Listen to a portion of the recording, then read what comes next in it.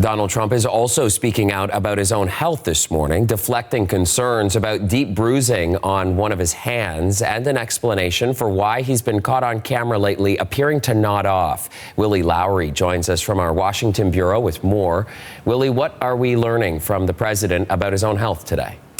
Yeah, a lot of things, Chris. First, Trump, who is 79 and the oldest person ever elected to the Oval Office, says that he takes considerably more aspirin a day than his doctors recommend. Trump told the Wall Street Journal that he takes 325 milligrams of the medication as part of his daily routine.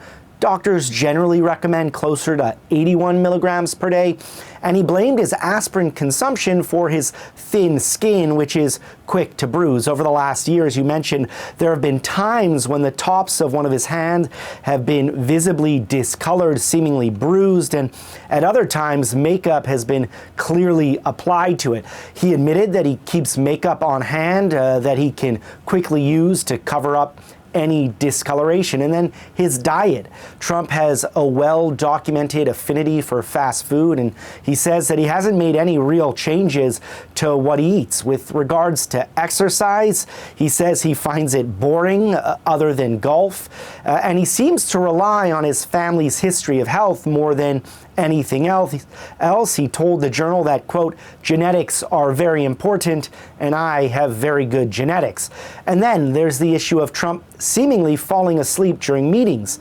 The most recent incident occurred during the final cabinet meeting of 2025. Trump appeared to really struggle to keep his eyes open at times during the more than 2-hour meeting, but he said photos that showed him nodding off were simply captured while he was blinking.